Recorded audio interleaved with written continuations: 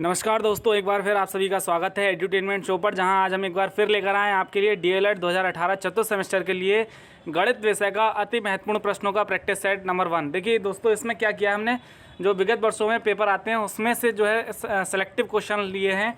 तो बहुत ही ज़्यादा महत्वपूर्ण होने वाली वीडियो, इससे आपको जो है पेपर की डिफ़िकल्टी लेवल और कह सकते हैं हम पेपर किस तरीके के क्वेश्चन आते हैं, किस तरीके के आपके टाइमिंग होती है, कितने नंबर के आते हैं, सारी चीज़ें इसमें आपको पता चल जाएंगी। तो वीडियो को शुरू से लेकर अंत तक पूरा देखिएगा।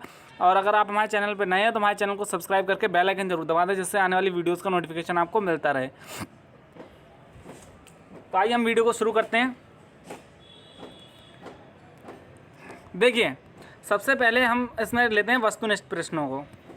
पहला प्रश्न है, किसी संख्या के वर्गमूल में केवल 2 अंक हैं तो उसमें कितने वह संख्या है। जैसे देखिए, किसी संख्या का वर्गमूल जैसे हमने ले लिया 25, तो 25 किसका वर्गमूल होता है? 625 का। ठीक। और अगर हम एक कोई और संख्या ले लें जैसे 50, तो 50 किसका होता है? 2500 का। तो देखिए दोस्तों, इसमें 3 अंक हैं, इसमें 4 अंक हैं। तो किसी संख्या के वर्गमूल में केवल 2 अंक हैं तो वह संख्या या तो 3 अंक की होगी या 4 अंक की होगी। तो समझिए दोस्तों, सी विकल्प इसका सही है। उसके बाद आगे बढ़ते हैं।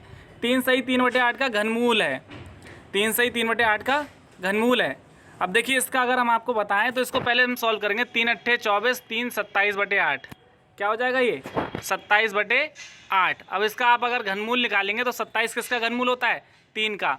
और 8 किसका होता है? 2 का। तो इसका विकल्प क्या होगा? 3/2। सा विकल्प सही होगा। आगे बढ़िए। तीसरा है, एक वर्ग का विकर्ण 5√2 है तो उस वर्ग की भुजा क्या होगी? देखिए, वर्ग का विकर्ण क्या होता है? भुजा √2 होता है। क्या होता है? a√2 होता है वर्ग का विकर्ण। अगर इस हिसाब से अगर इसकी तुलना करें हम 5√2 से, तो √2 से √2 कैंसिल हो जाएगा। तो a बराबर कितना आ जाएगा? a बराबर आ जाएगा 5। तो इसका आंसर कितना आएगा? 5। वर्ग की भुजा कितनी होगी? 5 सेंटीमीटर। ठीक है दोस्तों। चौथा प्रश्न है, यदि cos square theta equal to 1/2 है तो साइन स्क्वायर थीटा का मान कितना होगा? देखिए, अगर cos स्क्वायर थीटा की वैल्यू 1/2 है तो हम सभी जानते हैं sine square theta plus cos square theta क्या होता है? 1 होता है। तो इस हिसाब से cos स्क्वायर थीटा की वैल्यू 1/2 और साइन स्क्वायर थीटा की निकालनी है तो इसको 1 में से माइनस कर देंगे तो क्या आ जाएगा आपके पास? 1/2। तो इसका आंसर क्या होगा? डी 1/2। अगला है, संलग्न आकृति में बिंदु O वृत्त का केंद्र है। यदि ACB बराबर 40 तो AOB की माप ज्ञात करनी है। AOB। देखिए दोस्तों, इसके लिए एक प्रमेय लगाते हैं जिसमें क्या होता है कि वृत्त की किसी जीवा द्वारा जो है परिधि पर बना कोण केंद्र पर बने कोण का आधा होता है। तो ये परिधि पर जो कोण बनना है आपका 40, ये केंद्र पर बने कोण का आधा होगा। तो मतलब अगर ये 40 है तो ये कितना होगा? ये 80 होगा। तो हमारा विकल्प कौन सा सही होगा? डी विकल्प 80 सही होगा। ठीक है दोस्तों, आगे बढ़ते हैं हम।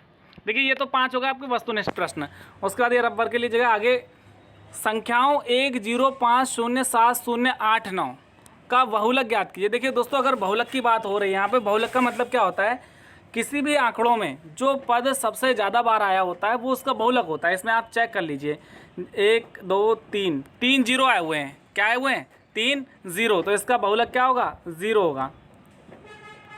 आगे है क्यूब रूट 125 और 343। देखिए, अगर क्यूब रूट 125 का निकालें तो इसका होगा 5 और 343 का निकालें तो 7 7 पंजे 35। तो इसका आंसर होगा 35।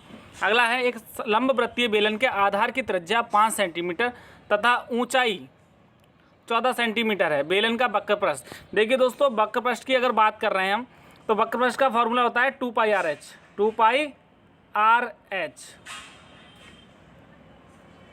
अब इसकी है 5 और 14।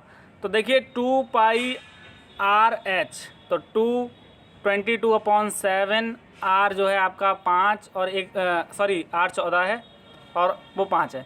7 दूनी 14, 22 दूनी 44 दूनी 88 पंजे, 5 अट्ठे 40, 5 अट्ठे 40, 440 आ गया दोस्तों। कितना आया? 440 आ गया। तो इसका आंसर कितना होगा? 440 सेंटीमीटर। अगला है इसके गुणनखंड करने। देखिए अगर दोस्तों अगर आप इसको ध्यान से देख पा रहे हैं तो जो है ये ए स्क्वायर माइनस बी स्क्वायर बन जा रहा है किसका, देखिए 3/7 ए का होल स्क्वायर माइनस 2b का होल स्क्वायर। तो ए स्क्वायर माइनस बी स्क्वायर आप सभी जानते हैं, ए प्लस बी ए माइनस बी। तो एक बार इन दोनों को प्लस कर देंगे, एक बार इन दोनों को माइनस कर देंगे। आगे देखिए समचतुर्भुज के क्षेत्रफल का सूत्र लिखिए। देखिए समचतुर्भुज का क्षेत्रफल का सूत्र होता है 1/2 d1 इंटू d2। d1 क्या होते हैं, डायगोनल विकर्णों का, मतलब 1/2 विकर्णों का गुणनफल। ये फार्मूला होता है किसका, समचतुर्भुज के क्षेत्रफल निकालने का। आगे बढ़ते हैं। यदि किसी वृत्त का व्यास 14 सेंटीमीटर है तो वृत्त की परिधि, देखिए वृत्त का व्यास अगर बात कह रहे हैं आपसे तो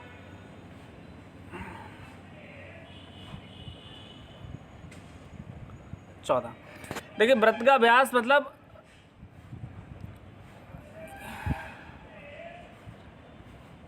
डायामीटर कितनी है 14, तो आर कितना होगा 14/2, ये हो गया 7। अब आपसे पूछ रहे हैं परिधि, परिधि होती है c = 2πr, ठीक। 2 पाई की वैल्यू 22/7 और r की वैल्यू 7 से 7 कैंसिल, 22 दूनी 44। कितना आ गया दोस्तों 44 सेंटीमीटर। देखिए 44 सेंटीमीटर इसकी क्या आ गई, परिधि आ गई। आगे बढ़ते हैं। अब आते हैं लघुत्तरीय प्रश्न। देखिए लघुत्तरीय प्रश्न किस तरीके के आते हैं। समलंब की समांतर भुजाएं 15 मीटर और 8 मीटर है, इनके बीच की लंबा दूरी 12 मीटर है, तो समलंब का क्षेत्रफल ज्ञात कीजिए। देखिए दोस्तों इसका फॉर्मूला आप याद कर लीजिए कि 1/2 समांतर भुजाओं का योग गुणे उनके बीच की दूरी। देखिए समलंब चतुर्भुज कैसे होता है पहले वो समझ लीजिए आप। ए दो तो हो गई समांतर भुजाएं और ये हो गया आपका, तो इनके बीच की दूरी हो गई ये, तो इन दोनों का क्षेत्र मतलब A B C D, formula होगा A B plus C D, A B plus C D into ये जो इनकी बीच की दूरी है ये ली जाएगी।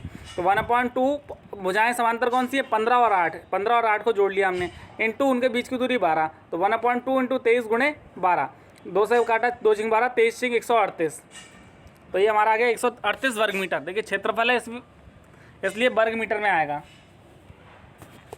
आगे बढ़ते हैं। समीकरण 6x² - x - 2 को हल कीजिए। देखिए दोस्तों ये द्विघात समीकरण है, इसको हल करने का तरीका बहुत आसान है। पहले और अंतिम के आप गुणा कर लीजिए, 6 दूनी 12। अब हमें बीच वाली संख्या के ऐसे फैक्टर करने हैं कि उसका योग अथवा अंतर यहाँ पे 1 आए और उनकी गुणा 12 है। तो देखिए 4 में से 3 गया 1 आएगा, 4 × 3 = 12, तो हमने इसको लिखा 6x² - 4x + 3x - 2। अब इन दोनों में 2x कॉमन ले लिया हमने, तो 3x - 2, इसमें वही कॉमन लेते हैं कि ये वाला नंबर बच जाए 3x - 2। तो क्या देखिए 3x - 2 तो है ही, तो 1 कॉमन ले लिया, 3x - 2 2x + 1। अब एक बार इसको बराबर 0 रखेंगे, एक बार इसको बराबर 0 रखेंगे, तो 3x - 2 = 0, x की वैल्यू आ जाएगी 2/3, और जब 2x + 1 = 0 रखेंगे तो x की वैल्यू -1/2, तो ये दोनों आपकी x की वैल्यू आ गई। देखिए यहाँ पे घात 2 का मतलब है x की 2 वैल्यू आएंगी, तो दोनों वैल्यू आपको मिल चुकी हैं। आगे बढ़ते हैं। एक शंकु की तिर्यक ऊंचाई 10 सेंटीमीटर और त्रिज्या 6 सेंटीमीटर है। शंकु का आयतन, देखिए शंकु का आयतन अगर आपको पता हो फार्मूला तो 1/3 πr² होता है, ठीक। अब यहाँ पे हमें तिर्यक ऊंचाई L दे रखा है और R दे रखा है, लेकिन H नहीं दे रखा। तो देखिए H निकालने का फार्मूला होता है L² = R² + H²। यहाँ से हम क्या करेंगे, वैल्यू निकालेंगे। कैसे, देखिए L की वैल्यू यहाँ पे पुट कर दीजिए, R की वैल्यू, H की वैल्यू आपको मिल जाएगी 100 - 36 मतलब 64, और H की वैल्यू आ गई 8, ठीक। शंकु की तिर्यक ऊंचाई 8 हो गई, त्रिज्या 6 हो गई, फार्मूले में लगा देंगे 1/3 πr² H। तो यहाँ से वैल्यू आप जब निकालोगे तो कैलकुलेट करने के बाद आएगा 301.44 सेंटीमीटर क्यूब, ठीक। अगला प्रश्न है, दिए गए चक्रीय चतुर्भुज में B जो है एंगल B 95 डिग्री है, तो D का मान ज्ञात कीजिए। एंगल A बराबर एंगल C, तो एंगल A का मान ज्ञात कीजिए। देखिए B अगर 95, देखिए चक्रीय चतुर्भुज की खास बात क्या होती है कि उसके दो संलग्न कोण हो, मतलब जो बराबर के कोण होते हैं, B और C का योग 180 होगा, C और D का 180 होगा, D और A का 180 होगा, A और B का 180 होगा। तो B और C कितना होगा 180, B की वैल्यू पुट कर दी हमने, माफ़ी चाहेंगे, जो चक्रीय चतुर्भुज है उसमें विपरीत कोण का योग 180 होता है, B और D का, A और C का। तो B और D 180 होगा, तो D की वैल्यू यहाँ से निकल आएगी 180 - 95, तो ये हो गया 85 डिग्री। उसके बाद A + C कितना है 180, तो A और C दोनों बराबर हैं, तो हम क्या करेंगे 2 से डिवाइड कर देंगे, 90 डिग्री आ जाएगा A, 90 आ जाएगा C। अगला प्रश्न, संख्या 7, 14, 12, 19, 21, 24 और 11 की माध्यिका ज्ञात कीजिए। देखिए पहले इनको हम रखेंगे आरोही क्रम में, रख दिया हमने। अब इसमें पदों की संख्या गिन लीजिए, 1, 2, 3, 4, 5, 6, 7, 8। देखिए जब पदों की संख्या सम होती है तो फॉर्मूला लगाते हैं हम, सॉरी यहाँ पे 7 पद हैं, 1, 2, 3, 4, 5, 6, 7। जब विषम होती है तो n+1/2 और सम होती है n/2 प्लस n+1/2 अपॉन 2 वहाँ पद। तो यहाँ पे तो विषम है तो n+1/2, तो 7 और 1 8/2। चौथा पद कौन सा है? 14। तो आपका माध्यिका कितनी हो गई? 14 हो गई। अगर माध्य पूछते तो क्या करते हैं, इन सबको जोड़ के 7 से भाग कर देते। ठीक। अगला प्रश्न है, दो संख्याओं का योग 24 है, यदि उसमें से एक संख्या दूसरी की 2 गुना है तो संख्याएं बताइए। देखिए पहली संख्या अगर x मान लें तो दूसरी कितनी होगी? 2x होगी। अब इन दोनों का योग कितना होगा? 24। तो x + 2x 3x = 24, x = 24/3 8 हो गई। अब दूसरी में 2x में वैल्यू रख दो x की, तो 2 8 = 16, 16 और 8 24 हो गए। दोनों संख्या एक दूसरे की दुगनी हैं। आगे बढ़ते हैं, 10 सेंटीमीटर त्रिज्या वाले वृत्त की एक जीवा 16 सेंटीमीटर लंबी है, केंद्र से जीवा की दूरी ज्ञात कीजिए। देखिए ओ केंद्र वाले वृत्त की त्रिज्या क्या होगी? OA 10 सेंटीमीटर, एक वृत्त है इसका केंद्र O है और OA कितना होगा? 10। ठीक। O और जीवा कितनी होगी? AB। जीवा कोई दे रखी है AB, अच्छा ये AB ये दे रखी है आपको 16। तो आपसे पूछ क्या रहे हैं कि केंद्र से जीवा की दूरी, यहाँ पे एक पॉइंट मान लेंगे OM। ठीक। तो O से जीवा पर लंब डाला हमने, O हो गया AM।